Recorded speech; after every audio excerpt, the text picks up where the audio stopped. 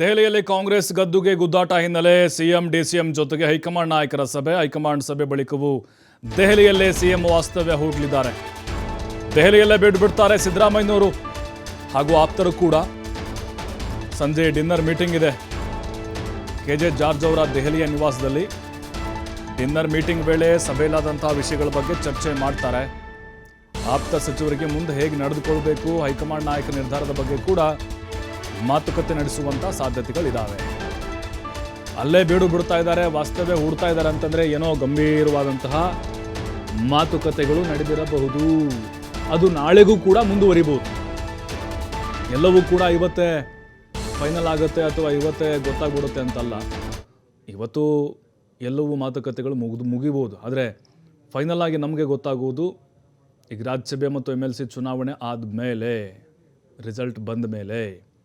ಅದಕ್ಕಿಂತ ಮುಂಚೆ ಏನಾದರೂ ಗೊತ್ತಾಗ್ಬಿಟ್ರೆ ಮುಖ್ಯಮಂತ್ರಿಗಳ ಬದಲಾವಣೆ ಆಗಲ್ಲ ಅಥವಾ ಆಗುತ್ತೆ, ಅದು ಎಫೆಕ್ಟ್ ಆಗಿಬಿಡುತ್ತೆ ಅವರವ್ರ ಆಪ್ತರು ಮತ್ತು ಕಾರ್ಯಕರ್ತರ ಮೇಲೆ. ಹಾಗಾಗಿ ಅದನ್ನು ಸಸ್ಪೆನ್ಸ್ ಆಗಿ ಇಡ್ತಾರೆ.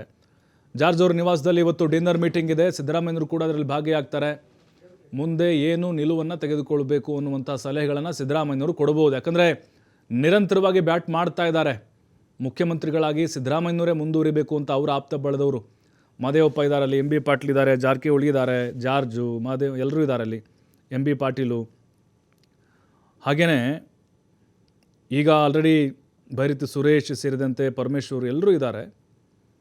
ಮುಂದಿನ ಸಂದೇಶಗಳು ಹೇಗಿರಬೇಕು, ಅಥವಾ ಇಲ್ಲಿಗೆ ಸ್ಟಾಪ್ ಮಾಡಬೇಕಾ, ಹೈಕಮಾಂಡ್ ಜೊತೆ ಏನೆಲ್ಲ ಚರ್ಚೆ ಆಯಿತು, ಸಿದ್ದರಾಮಯ್ಯವ್ರಿಗೆ ಏನೆಲ್ಲ ಅಲ್ಲಿ ವಿಚಾರಗಳು ಗೊತ್ತಾದವು, ಅದನ್ನು ಸಹಜವಾಗಿ ಶೇರ್ ಮಾಡ್ಕೊಳ್ತಾರೆ ಮುಖ್ಯಮಂತ್ರಿಗಳು.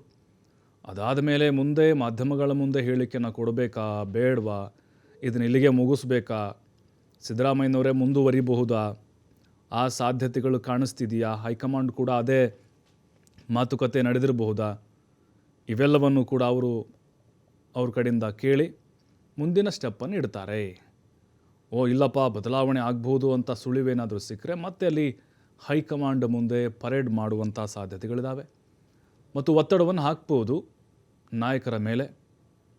ಜಾರ್ಜ್ ಅವರ ಮನೆಯಲ್ಲಿ ನಡೆಯುವಂಥ ಡಿನ್ನರ್ ಮೀಟಿಂಗ್ ಇದೆಯಲ್ವ, ಬಹಳ ಕುತೂಹಲಕ್ಕೆ ಕಾರಣ ಆಗ್ತಾ ಇದೆ ಇದು. ಯಾಕೆಂದರೆ ಇವತ್ತು ಆಗಿರುವಂಥ ಬೆಳವಣಿಗೆಗಳ ಬಗ್ಗೆ ಚರ್ಚೆನ ಮಾಡ್ತಾರೆ ಮುಖ್ಯಮಂತ್ರಿಗಳು. ಮುಂದಿನ ನಿರ್ಧಾರಗಳು ಮತ್ತು ಮುಂದಿನ ಹೇಳಿಕೆಗಳು ಹೇಗಿರಬೇಕು, ಯಾವ ಆಯಾಮದಲ್ಲಿರಬೇಕು ಅನ್ನೋದ್ರ ಬಗ್ಗೆ ಕೂಡ ಸಿದ್ದರಾಮಯ್ಯನವರು ಅವರ ಗಮನಕ್ಕೆ ತರಲಿದ್ದಾರೆ. ಮತ್ತಷ್ಟು ಮಾಹಿತಿ ನಮ್ಮ ಪ್ರತಿನಿಧಿ LN ಸ್ವಾಮಿ ನೀಡ್ತಾರೆ. LN ಸ್ವಾಮಿ, ಈಗ ಇವತ್ತು ಅಲ್ಲೇ ವಾಸ್ತವ್ಯ ಹೂಡ್ತಾರೆ ಅಂತ ಹೇಳಿದ್ರೆ ಮತ್ತು ಜಾರ್ಜ್ ಅವ್ರ ಮನೆಯಲ್ಲಿ ಒಂದು ಡಿನ್ನರ್ ಮೀಟಿಂಗ್ ಇದೆ ಅಂತ ಹೇಳಿದ್ರೆ ಮತ್ತು ಕುತೂಹಲಕ್ಕೆ ಕಾರಣ ಆಗ್ತಿದೆ ಇದೆಲ್ಲವೂ ಕೂಡ. ಅಂದರೆ ಏನೋ ಗಂಭೀರವಾಗಿ ಚರ್ಚೆ ಆಗಿರ್ಬೋದು ಅಂತ. ಈಗ ಮುಂದಿನ ಒಂದು ಸ್ಟೆಪ್ ಹೇಗಿರಬೇಕು ಅನ್ನೋದನ್ನು ಸಿದ್ದರಾಮಯ್ಯನವರೇ ಆ ಡಿನ್ನರ್ ಮೀಟಿಂಗ್ನಲ್ಲಿ ತಮ್ಮ ಆಪ್ತ ಸಚಿವರಿಗೆ ಸಲಹೆಗಳಾಗಿ ನೀಡಬಹುದು ಹಾಗಾದರೆ?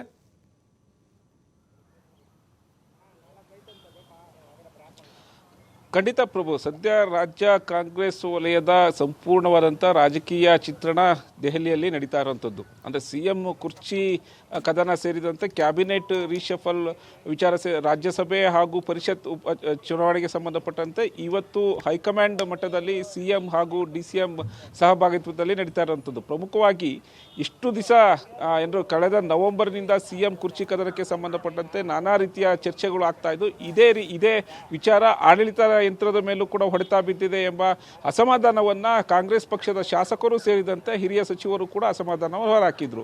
ಇವತ್ತು ಈಗಾಗಲೇ CM ಜೊತೆ ರಾಹುಲ್ ಗಾಂಧಿ ಅವರು ಮುಖಾಮುಖಿ ಸಭೆ ಮುಗಿದಿದೆ. ಈಗ DCM ಜೊತೆ ಸಭೆ ಆಗ್ತಾ ಇರೋಂಥದ್ದು. ಇದಾದ ಬಳಿಕ ಇವತ್ತು ಸಭೆಗಳನ್ನು ಮುಗಿಸಿ CM ಸಿದ್ದರಾಮಯ್ಯನವರು ರಾಜ್ಯಕ್ಕೆ ವಾಪಸ್ ಆಗ್ತಾರೆ ಎಂಬ ನಿರೀಕ್ಷೆ ಇತ್ತು. ಆದರೆ ಈ ನಿರೀಕ್ಷೆ ಯಾಕೋ ಒಂದಿಷ್ಟು ಬದಲಾವಣೆ ಆದಂಥ ಲೆಕ್ಕಾಚಾರಗಳು ಇರುವಂಥದ್ದು. ಅಂದರೆ ಸಭೆಯ ಬಳಿಕ ಡಿನ್ನರ್ ಮೀಟಿಂಗ್ ಅಂದರೆ ಸಚಿವ KJ ಜಾರ್ಜ್ ಅವರ ದೆಹಲಿಯಲ್ಲಿರುವಂಥ ನಿವಾಸದಲ್ಲಿ ಇವತ್ತು ಡಿನ್ನರ್ ಮೀಟಿಂಗ್ ಕೂಡ ಹಮ್ಮಿಕೊಂಡಿದ್ದಾರೆ. ಅಲ್ಲಿ CM ಸಿದ್ದರಾಮಯ್ಯ ಸೇರಿದಂತೆ ಆಪ್ತ ಸಚಿವರು, ಅಂದರೆ ಈಗಾಗಲೇ CM ಜೊತೆ ಹೋದಂಥ ಸಚಿವರಾದಂಥ ಸತೀಶ್ ಜಾರಕಿಹೊಳಿ ಆಗ್ಬೋದು, ಪರಮೇಶ್ವರ್ ಸೇರಿದಂತೆ KJ ಜಾರ್ಜ್, ಮಹದೇವಪ್ಪ ಎಲ್ಲರೂ ಸೇರಿ ಇವತ್ತು ಡಿನ್ನರ್ ಮೀಟಿಂಗ್ ಮಾಡುವ ಸಾಧ್ಯತೆಗಳು ಇದೆ. ಸಭೆಯಲ್ಲಿ ಏನೆಲ್ಲ ಆಯಿತು, ಮುಂದಿನ ನಡೆಗಳು ಹೇಗಿರಬೇಕು, ಮುಂದಿನ ಹಂತದ ಪ್ರಕ್ರಿಯೆಗಳು ಹೇಗಿರಬೇಕು ಎಂಬ ವಿಚಾರಕ್ಕೆ ಸಂಬಂಧಪಟ್ಟಂತೆ ಈ ಡಿನ್ನರ್ ಮೀಟಿಂಗ್ನಲ್ಲಿ ಚರ್ಚಿಸುವ ಸಾಧ್ಯತೆಗಳು ಇದೆ. ಯಾಕೆಂದರೆ ಬೆಳಗ್ಗೆಯಿಂದ ಸತತವಾಗಿ ಮೀಟಿಂಗ್ ಮೇಲೆ ಮೀಟಿಂಗ್ ನಡೀತಾ ಇದೆ. ಒಂದು ಕಡೆ AICC ಅಧ್ಯಕ್ಷರಾದಂಥ ಮಲ್ಲಿಕಾರ್ಜುನ್ ಖರ್ಗೆ, ರಾಹುಲ್ ಗಾಂಧಿ, KC ವೇಣುಗೋಪಾಲ್ ಮೂರು ನಾಯಕರು ಕೂಡ ಮೀಟಿಂಗ್ ನಡೆಸಿದ್ದಾರೆ. ಬಳಿಕ CM ಸಿದ್ದರಾಮಯ್ಯನವ್ರ ಜೊತೆ ರಾಹುಲ್ ಗಾಂಧಿ ಅವರು ಸಭೆಯನ್ನು ನಡೆಸಿರೋದು, ಈಗ DCM DK ಶಿವಕುಮಾರ್ ಜೊತೆ ಸಭೆಯನ್ನು ನಡೆಸ್ತಾ ಇರೋಂಥದ್ದು. ಒಟ್ಟಾರೆಯಾಗಿ ರಾಜ್ಯ ಕಾಂಗ್ರೆಸ್ ಪರಿಸ್ಥಿತಿಯ ಒಂದು ವಾತಾವರಣದ ಬಗ್ಗೆ ಸಂಪೂರ್ಣ ಮಾಹಿತಿಯನ್ನು ಪಡೆದುಕೊಂಡಿರುವಂಥ ಹೈಕಮಾಂಡ್ ನಾಯಕರು ಇಬ್ಬರೂ ನಾಯಕರ ಅಭಿಪ್ರಾಯ ಕೇಳಿ ಮುಂದೆ ಯಾವ ರೀತಿ ನಡೆ ಇಡಬೇಕು ಅನ್ನೋದು ಕೂಡ ಚರ್ಚೆ ಮಾಡ್ತಾರೆ. ಈ ಹಿನ್ನೆಲೆಯಲ್ಲಿ ಹೈಕಮಾಂಡ್ ನಾಯಕರ ಅಭಿಪ್ರಾಯ ಏನಾಗಿರುತ್ತೆ, ಅಭಿಪ್ರಾಯ ವ್ಯತಿರಿಕ್ತವಾಗಿ ಬಂದಂಥ ಸಂದರ್ಭದಲ್ಲಿ CM ಬದಲಾವಣೆ ಆದ ವಿಚಾರ ಏನಾದರೂ ಚರ್ಚೆ ಆದಂಥ ಸಂದರ್ಭದಲ್ಲಿ ಮುಂದಿನ ನಡೆ ಹೇಗಿರಬೇಕು ಅಥವಾ ಯಥಾಸ್ಥಿತಿ ಮುಂದುವರಿಸಿ ಎಂಬ ಒಂದು ಹೇಳದಂಥ ಸಂದರ್ಭದಲ್ಲಿ ಯಾವ ರೀತಿ ನಡ್ಕೊಳ್ಬೇಕು ಅನ್ನೋದ್ರ ಬಗ್ಗೆ ಸಂಪೂರ್ಣವಾದ ಒಂದು ಚರ್ಚೆ ಮಾಡುವ ಸಾಧ್ಯತೆ ಇದೆ. ಇದನ್ನು ಹೊರತುಪಡಿಸಿದ್ರೆ ಸದ್ಯ ಕ್ಯಾಬಿನೆಟ್ ರಿಷಫಲ್ಗೆ ಸಂಬಂಧಪಟ್ಟಂತೆ ಹೆಚ್ಚು ಒತ್ತನ್ನು ಕೊಡಲಾಗ್ತಾ ಇದೆ. ಯಾಕೆಂದರೆ ಈಗಾಗಲೇ ಹಿರಿಯ ಶಾಸಕರು ಸೇರಿದಂತೆ ಹಲವು ಶಾಸಕರು ದೆಹಲಿಗೆ ಹೋಗಿದ್ರು, ಹೈಕಮಾಂಡ್ ನಾಯಕರನ್ನ ಭೇಟಿ ಆಗ್ತಾ ಇದ್ರು. CM ಕುರ್ಚಿ ಕದನದಿಂದಲೇ ಕ್ಯಾಬಿನೆಟ್ ರಿಷಫಲ್ ಆಗ್ತಾ ಇಲ್ಲ ಎಂಬ ಆರೋಪಗಳನ್ನು ಮಾಡಿದ್ರು.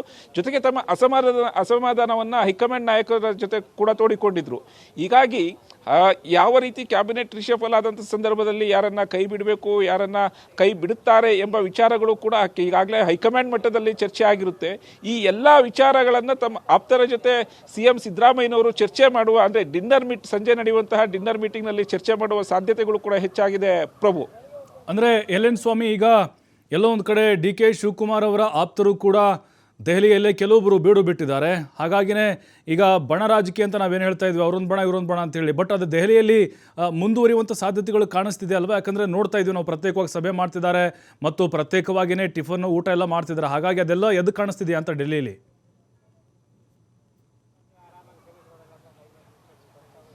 ಖಂಡಿತ ಪ್ರಭು, ರಾಜ್ಯದಲ್ಲೂ ಕೂಡ ಸಾಕಷ್ಟು ಬಡಬಡಿದಾಟದ ವಿಚಾರಗಳೇ ಹೈಕಮಾಂಡ್ ಅಂಗಳಕ್ಕೆ ತಲುಪಿದ್ದು. ಇದು ಒಂದಿಷ್ಟು ಪಕ್ಷಕ್ಕೂ ಕೂಡ ಡ್ಯಾಮೇಜ್ ಆಗಿತ್ತು.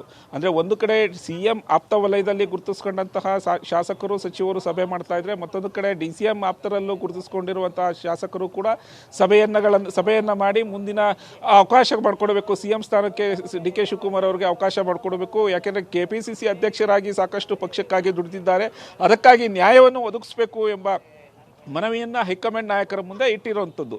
ಎಲ್ಲಿ ರಾಜ್ಯದಲ್ಲೂ ಕೂಡ ಬಡಬಡಿದಾಟ ಹಾಗೂ ಅಲ್ಲಲ್ಲಿ ಒಂದು ಡಿನ್ನರ್ ಸೀಕ್ರೆಟ್ ಮೀಟಿಂಗ್ಗಳನ್ನು ನಡೀತಾ ಇತ್ತು.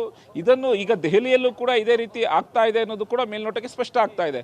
ಒಂದು ಕಡೆ ಬೆಳಗ್ಗೆ CM ಆಪ್ತರು ಕೂಡ CM ಜೊತೆ ಒಂದು ಬ್ರೇಕ್ಫಾಸ್ಟ್ ಮೀಟಿಂಗನ್ನು ಮಾಡ್ತಾರೆ. ಇವತ್ತು ಸಂಜೆ ಕೂಡ KJ ಜಾರ್ಜ್ ನಿವಾಸದಲ್ಲಿ, ಅಂದರೆ ದೆಹಲಿಯಲ್ಲಿರುವಂತಹ ನಿವಾಸದಲ್ಲಿ ಅಲ್ಲೂ ಕೂಡ ಡಿನ್ನರ್ ಮೀಟಿಂಗ್ ಇದೆ.